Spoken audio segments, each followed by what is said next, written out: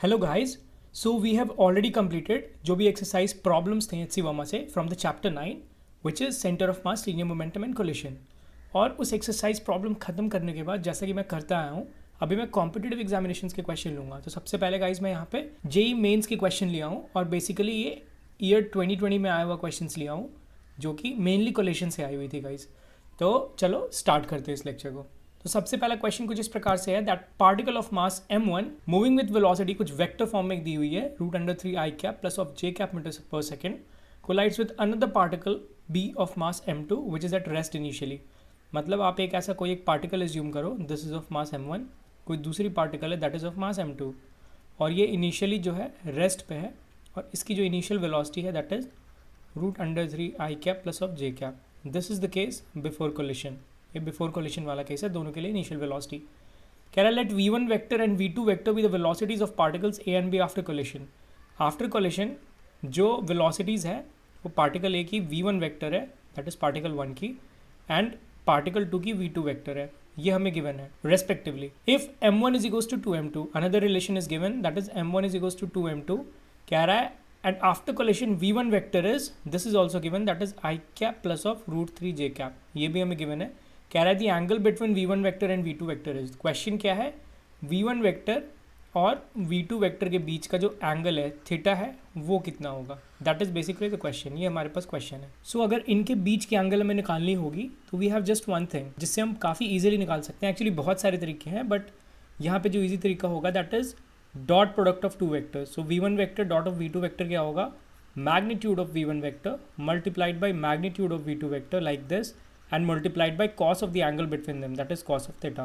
तो हमें ये थीटा निकालनी है, तो इस रिलेशन से हम इजीली निकाल सकते हैं। तो सबसे पहले तो हमें क्या करना होगा, v2 वेक्टर को निकालना होगा। उसको कैसे निकाल सकते हैं, वेल यहाँ पे हम मोमेंटम कंजर्वेशन इजीली लगा सकते हैं अगर m1 और m2 दोनों को ही हमने सिस्टम मान लिया है तो कोई भी एक्सटर्नल इन्फ्लुएंस नहीं है, जस्ट हमें मोमेंटम कंजर्वेशन अप्लाई करनी है and we will get this v2 vector. देखो कैसे, सबसे पहले जो इनिशियल मोमेंटम है m1 की है that is m1 multiplied by this u, initial u जो है that is √3 plus of j cap, ये हमारे पास है, प्लस जो m2 की वेलोसिटी है दैट इज 0 है both in x and y direction. उसके बाद m1 की जो वेलोसिटी है दैट इज v1 वेक्टर, वो कितनी गिवन है that is i cap plus of √3 cap, ये गिवन है एंड प्लस m2 की जो वेलोसिटी होगी दैट इज v2 वेक्टर। तो इसके दो कंपोनेंट्स होंगे इन x एंड y डायरेक्शन, ऐसा होगा हमारे पास कुछ। तो हम इस पूरे इक्वेशन को ही एक बार x के टर्म्स में लिखते हैं, मतलब i कैप के टर्म्स में लिखते हैं और एक बार j कैप के टर्म्स में लिखते हैं। तो वैसे हमें v2 वेक्टर के दो कंपोनेंट्स मिल जाएंगे i cap and j cap के डायरेक्शन में, that is x and y के डायरेक्शन में, लाइक दिस। ये हमारे पास इक्वेशन है। तो चलो भी सबसे पहले i कैप के डायरेक्शन में लिखते हैं। तो ये होगा m1 multiplied by √3 that is equals to m1 multiplied by 1, तो उसको जस्ट मैं m1 लिखता हूँ, plus of m2 multiplied by v2 in x direction, ऐसे लिखता हूँ मैं लाइक दिस। सो यहाँ से अभी हमें ये भी पता है that is m1 is equals to 2m2, ये हमें पता है। तो यहाँ से इसको मैं सब्सटीट्यूट करूँगा तो दिस m1 हो जाएगा ये 2m2 multiplied by √3 that is equals to again 2m2 plus of m2 multiplied by v2 in x direction. So m2 ऐसे कैंसिल आउट हो गया, दिस इज 2, मैं इस 2 को इस तरफ ले आऊँगा तो that is √3 minus of 1, 2 common ले लिया, that is equals to v2 in x direction. ये बेसिकली v2 i कैप बोल लो या v2 इन x डायरेक्शन बोल लो। सिमिलरली इसको अगर मैं y डायरेक्शन में लिखूंगा तो हमारे पास कुछ ऐसा होगा that is m1 multiplied by 1 because j cap में जस्ट 1 है magnitude, that is equals to √3 m1 plus m2 into v2 in y direction होगा अभी, क्योंकि हम j कैप के डायरेक्शन में लिख रहे हैं। यहाँ पे भी अगेन m1 को 2m2 लिख दो आप, तो 2m2 that is equals to √3 multiplied by 2m2 plus of m2 into v2 in y direction like this. So ये m2 कैंसिल आउट हो गया, इसको अगेन आप लेफ्ट में ले लो, 2 कॉमन हो जाएगा that is 1 minus of √3 that is equals to v2 in y direction, ये हमारे पास हो गया। सो यहाँ से आप अगर v2x और v2y को देखो तो हम ऐसे लिख सकते हैं v2 vector is basically what 2 √3 minus of 1 this much i cap, और इसको देखो आप ऐसे भी लिख सकते हो माइनस ऑफ 2 √3 माइनस ऑफ 1, तो दोनों ऐसे कॉमन आ जाएगा that is minus 2 √3 minus of 1 j cap like this. So यहाँ से 2 √3 माइनस ऑफ 1 को कॉमन ले लो and this is nothing but i cap minus of j cap. तो ये हमारे पास v2 वेक्टर हुआ, this is basically our v2 vector, ये हमारे पास निकल कर आ गया अभी। और v1 वेक्टर ऑलरेडी क्या गिवन है क्वेश्चन में, that is i cap plus of √3 j cap, this is v1 vector which is already given. इन दोनों के बीच में एंगल निकालनी है, जैसे मैंने बताया था v1 vector dot of v2 vector आप करो तो ये आई कैप मल्टीप्लाई होगा, जे कैप मल्टीप्लाई होगा, बिकॉज हमें पता है i cap is basically 1 and j cap is basically 1, but i cap या j cap this is basically 0। तो सिर्फ आपको ऐसे डायरेक्ट मल्टीप्लाई करना है। तो सबसे पहले तो 2√3 माइनस ऑफ 1 हमारे पास ऐसे बाहर निकल कर आ गया, और यहाँ पे आप मल्टीप्लाई करोगे तो this is 1 minus of √3 multiplied by 1 that is √3। ये हो गया हमारे पास। This is v1 vector dot of v2 vector is equal to magnitude of this v1 vector. Magnitude में क्या होगा, root under this 1 square is 1 plus of √3 square is 3, so that is √4 which is nothing but 2। So v1 का magnitude 2 हो गया, multiplied by this v2 का magnitude में ये तो टर्म पूरी बाहर आ जाएगी, दिस टर्म पूरा हमारे पास ऐसे बाहर होगा, मल्टीप्लाइड बाय अभी root under this 1 square plus of 1 square that is √2। सो यहाँ से ये टर्म तो पूरा ही कैंसिल आउट हो गया, दिस टर्म हमारे पास क्या बचा, एंड एक कॉस थीटा आएगा जो हमें थीटा एक्चुअली निकालना है। सो कॉस थीटा कितना आ गया यहाँ से, that is equals to 1 minus of √3 upon 2√2। ये आ गया हमारे पास cos theta. This is basically the answer. But जो ऑप्शन है हमारे पास उसमें ऐसा गिवन है, सबसे पहले मैं लिख लेता हूँ कॉस थीटा कितना है हमारे पास, that is 1 minus of √3 upon 2√2, ये आया। बट यहाँ से आप ऑप्शन में कैसे देखोगे, ऑप्शन में तो ऐसा गिवन है 15 डिग्री, 60 डिग्रीज, -45 एंड 105 डिग्रीज। तो इसको आपको देखो यहाँ पे थोड़ा आपको अंदाज़ा लगाना पड़ेगा, थोड़ा इंटेलिजेंसी लेवल का यूज़ करना पड़ेगा आपको। सबसे पहले 15 डिग्रीज कॉस की आपको पता है ग्राफ कैसी होती है, लाइक दिस, ऐसी होती है हमारे पास, और ये होता है 90 डिग्री, ये होता है 270 डिग्रीज, ये हमें पता है, दिस इज 90, दिस इज 270, और ऊपर ये कॉस जो है पॉजिटिव है। तो कॉस 15 भी 90 डिग्री से कम है, 15 डिग्री यहाँ 0 डिग्री से स्टार्ट हो रहा है, तो ऑब्वियसली कॉस ऑफ अगर 15 डिग्रीज होता तो पॉजिटिव होता, बट 1 माइनस ऑफ √3 की वैल्यू कितनी है, दैट इज 1.732।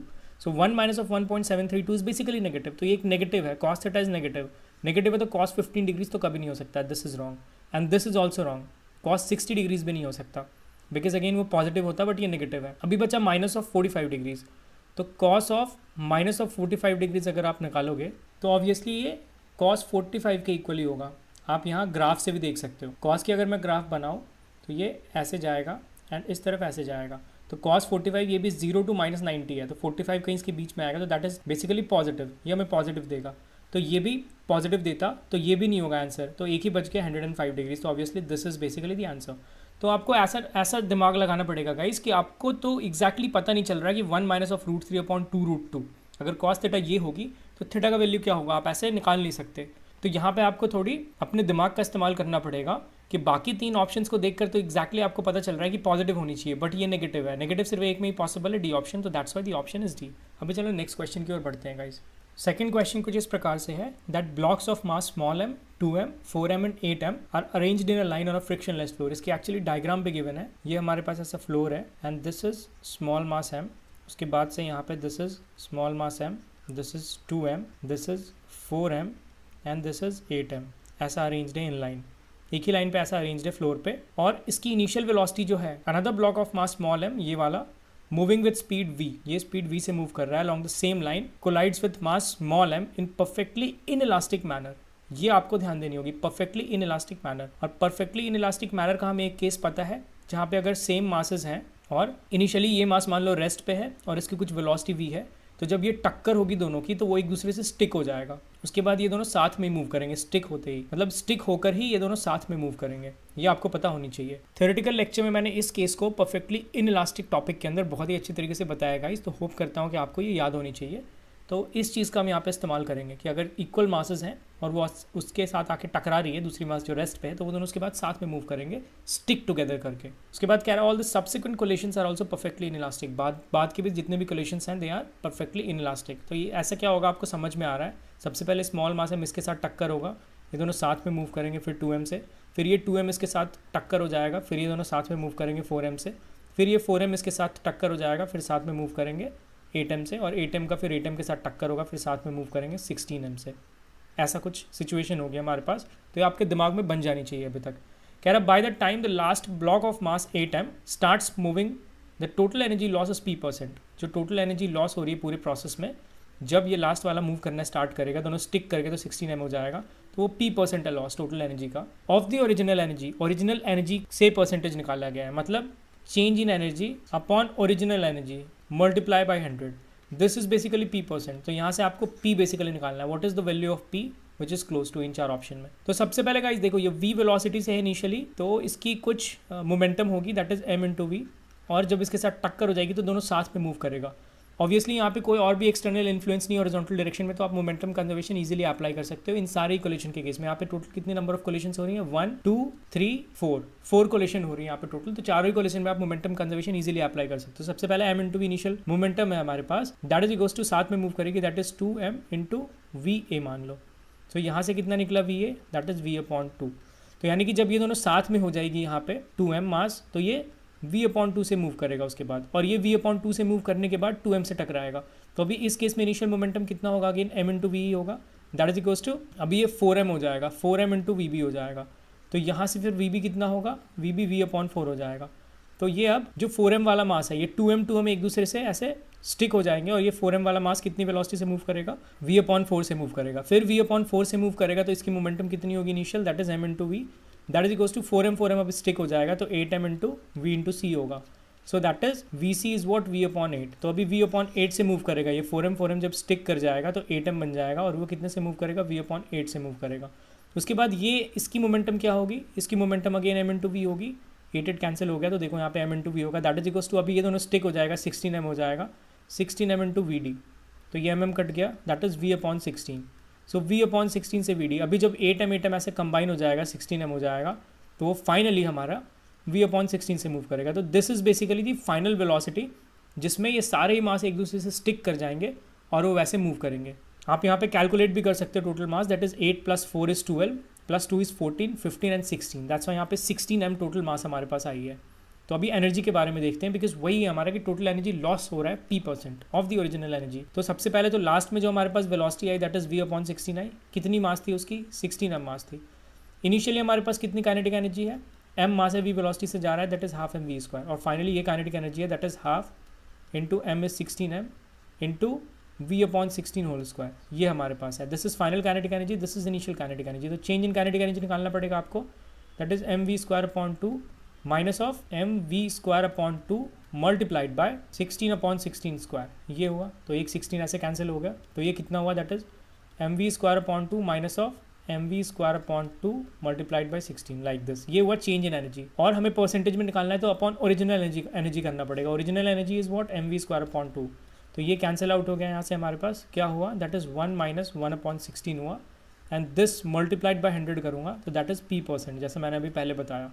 तो ये कितना हुआ, दैट इज 16, 15 हो जाएगा ऊपर, मल्टीप्लाइड बाय 100। इसको आप निकालोगे that is approximately equal to 93.75% होगा, जिसको हम अप्रॉक्सीमेट कर सकते हैं to 94%, and that is basically the answer. P की वैल्यू किसके क्लोज है, वेल 94 के क्लोज है, so B is the answer.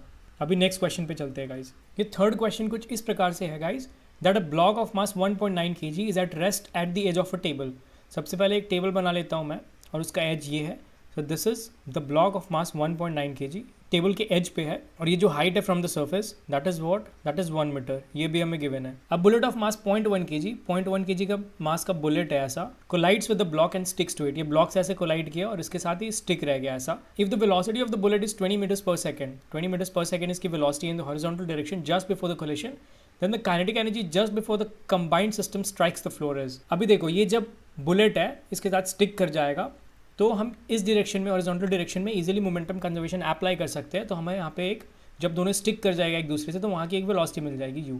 उस वेलोसिटी के साथ यहाँ पे कुछ मोशन होगी, और ये मोशन कैसी होगी, वेल प्रोजेक्टाइल मोशन होगी। आपको अभी तक पता लग जाना चाहिए प्रोजेक्टाइल मोशन क्यों होगी, क्योंकि ये under the influence of gravity move करेगा डाउनवर्ड डायरेक्शन में स्मॉल g, और कोई भी हॉरिजॉन्टल डायरेक्शन में एक्सेलरेशन नहीं है, तो ये कंप्लीटली प्रोजेक्टाइल मोशन होगी। तो उस प्रोजेक्टाइल मोशन का इस्तेमाल करके फिर हमें यहाँ पे एक फाइनल वेलोसिटी निकालनी है, और उससे फिर हाफ mv स्क्वायर हम करेंगे, तो वहाँ से हमें काइनेटिक एनर्जी मिल जाएगी just before the combined system strikes the flow. तो चलो यूज़ करके निकालते हैं गाइस। सबसे पहले तो मोमेंटम कंजर्वेशन अप्लाई करो, 0.1 into 20 that is equals to, combine हो जाएगा तो 1.9 प्लस ऑफ 0.1 kg ऐसा होगा, this is 2.0 kg multiplied by v होगा हमारे पास कुछ, तो ये हमारे पास ऐसे हो गया।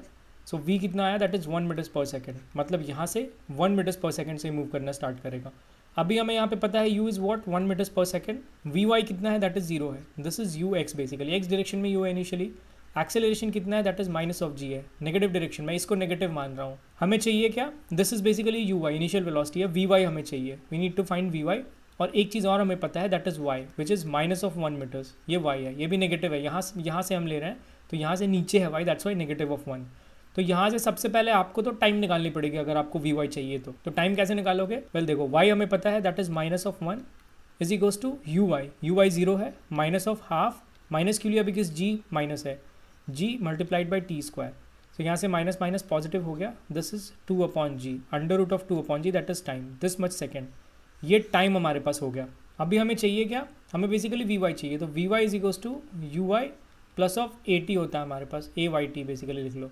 तो यहाँ पे we want to find uy 0 है, माइनस ऑफ ay कितना है that is minus of g multiplied by t कितना है रूट अंडर 2 अपॉन जी। तो यहाँ से vy कितना आ गया हमारे पास that is minus of root under 2g, ये हमारे पास vy आ गया, दिस इज आवर vy, क्योंकि नेगेटिव डायरेक्शन में होगा, डाउनवर्ड डायरेक्शन में, दैट्स वाई vy नेगेटिव आया, तो ये vy हो गया। बट यहाँ पे क्या हमारे पास सिर्फ vy वेलोसिटी होगी? बिल्कुल नहीं, जो x डायरेक्शन की वेलोसिटी है that is 1 metres per second, वो भी तो होगी हमारे पास, बिकॉज x डायरेक्शन में कोई भी एक्सेलरेशन नहीं है, तो x डायरेक्शन की जो वेलोसिटी है वो कांस्टेंट होगी। तो एक वेलोसिटी इसकी इधर होगी that is 1 metres per second, और दूसरी वेलोसिटी नीचे की तरफ होगी that is root under 2g, ये होगा। तो ये दोनों वेलोसिटीज होगा हमारे पास। तो एक्चुअल में जो इसकी वेलोसिटी होगी वो कितनी होगी? Well under root of 1 square plus of root 2g square, like this. तो ये कितना हो गया? That is under root of 2g plus of 1, इतना मीटर्स पर सेकंड हमारे पास वेलोसिटी होगी उसकी जस्ट नीचे फ्लोर को हिट करने से पहले। तो यहाँ से काइनेटिक एनर्जी देखो तो हाफ इंटू मास कितना होगा? 2, because combined mass 1.9 plus of 0.1 that is 2 multiplied by this much square, इसका स्क्वायर कितना होगा? That is 2g plus of 1 होगा। तो ये कैंसिल आउट हो गया, दिस इज व्हाट जी को 10 लेने बोला गया क्वेश्चन में, 20 plus of 1 that is 21 joules, this is basically the answer. So B is basically the answer. आप अगर इस 1 मीटर्स पर सेकंड को भूल जाओगे तो आपकी जस्ट आंसर 20 जूल्स आ जाएगी, तो आप ए को टिक करके आ जाओगे, जबकि ये गलत आंसर है। तो आपको इस 1 मीटर्स पर सेकंड वाले वेलोसिटी को भूलना नहीं है guys. This is also basically the velocity जो कि टक्कर से पहले होगी, क्योंकि एक्स डायरेक्शन में कोई भी एक्सेलरेशन नहीं है। So this is basically the fourth and the last question of this video, और ये क्वेश्चन कुछ ऐसा कह रहा है that is a particle of mass small m with an initial velocity u i cap. ये स्मॉल m का mass है, इसकी इनिशियल वेलोसिटी i के डायरेक्शन में that is u i cap, collides perfectly elastically with a perfectly elastically collision कर रहा है with a mass 3m, ऐसा 3m मास है उसके साथ, जो कि रेस्ट पे इनिशियली क्या है? ये रेस्ट पे है। कह रहा है it moves with velocity V J cap after collision. Collision से पहले इसकी जो वेलोसिटी थी वो आई कैप की डायरेक्शन में थी, बट कोलिशन के बाद जो इसकी वेलोसिटी है स्मॉल m की वो जे कैप के डायरेक्शन में, कुछ ऐसा। तो यहाँ से आप समझ रहे हो, यहाँ से ये सीधा मतलब है कि कोलिशन हेड ऑन नहीं है। जैसा कि मैंने लास्ट लेक्चर के एक्सरसाइज प्रॉब्लम्स में देखा था हमने एचसी वर्मा के लास्ट के 2 क्वेश्चन 63 एंड 64 में, वहाँ पे हेड ऑन कोलिशन नहीं था वो, और तभी वहाँ पे सिचुएशन कुछ ऐसा अराइज हो रहा था कि वेलोसिटीज इनिशियल वेलोसिटीज के डायरेक्शन में नहीं था, वो किसी और ही डायरेक्शन में था। तो वैसे ही यहाँ पे कुछ कोलिशन हो रहा है जो कि हेड ऑन नहीं है। अगर हेड ऑन होता तो ये जे कैप की डायरेक्शन में कोई वेलोसिटी होती ही नहीं गाइस, ये आपको अभी तक समझ में आना चाहिए, आई होप सो। तो कोलिशन कुछ ऐसा होगा कि ये ऐसा स्मॉल m है और ऐसा कुछ 3m होगा, यहाँ पे ऐसा लगा लो या ऊपर लगा लो, और यहाँ से कुछ ऐसा कोलिशन हुआ होगा, और ये नॉर्मल का डायरेक्शन है, तो इधर में कुछ ऐसा मोमेंटम चेंज हुआ होगा और उसके परपेंडिकुलर डायरेक्शन में सेम वेलोसिटी हो गई होगी, मतलब कुछ ऐसा हुआ होगा जो हेड ऑन कोलिशन नहीं है। तो उतना आप डेप्थ में मत जाओ, बस इतना जान लो कि स्मॉल m की जो वेलोसिटी है फाइनली वो वी जे कैप है ऐसा, और 3m की वेलोसिटी कुछ होगी, वो हम निकालते हैं फाइनल वेलोसिटी। वो कैसे निकालेंगे? वेल मोमेंटम कंजर्वेशन आप तब भी अप्लाई कर सकते हो, उसमें कोई भी आप फिजिकल लॉस को वायलेट नहीं कर रहे हो, बिकॉज आप इन दोनों को ही सिस्टम मान रहे हो, तो और सिस्टम पे कोई भी एक्सटर्नल इन्फ्लुएंस नहीं, एक्सटर्नल फोर्स नहीं। तो देखो सबसे पहले m u i कैप है हमारे पास initial momentum, that is equals to final momentum m की कितनी है? That is m v j cap है, प्लस 3m की कुछ ऐसे मान लो वेलोसिटी कितनी होगी? दैट इज v वेक्टर होगी। तो यहाँ से mm कैंसिल आउट हो गया, तो हमारे पास v वेक्टर कितना हुआ? That is u i cap minus of v j cap and upon 3, ये अपॉन 3 हुआ। तो ये v वेक्टर होगी हमारे पास 3m की। तो ये आप देखोगे तो x पॉजिटिव है, y नेगेटिव है, तो कुछ इस डायरेक्शन में आ रही है हमारे पास v वेक्टर, ये v वेक्टर है और ये m की वेलोसिटी v j वेक्टर है। तो ये कुछ फाइनल कॉन्फ़िगरेशन है ये गाइस। इनिशियली ऐसे था दोनों बेसिकली हेड ऑन कोलिशन नहीं हो रही थी। हेड ऑन कोलिशन का मतलब मैं पहले भी बता चुका हूँ कि इनिशियल वेलोसिटी और कोलिशन के बाद जो फोर्सेज होंगी एक दूसरे पे जो लगेंगी उन दोनों की डायरेक्शन सेम नहीं हुई, तो that is not an head on collision. तो ये हेड ऑन कोलिशन वाला केस नहीं है यहाँ पे। तो फाइनल कॉन्फ़िगरेशन ऐसा था, इनिशियल कॉन्फ़िगरेशन कुछ ऐसा था। तो यहाँ से आप देखोगे तो ये perfectly elastic collision already given है, तो आपको इतना कुछ सोचना ही नहीं है। आप जस्ट क्या करो, कोलिशन के पहले की काइनेटिक एनर्जी और कोलिशन के बाद की काइनेटिक एनर्जी को इक्वल कर दो, then you will easily get the answer. हमें सिर्फ क्या चाहिए, हमें ये v चाहिए, जो वी जे कैप दिया है वो चाहिए।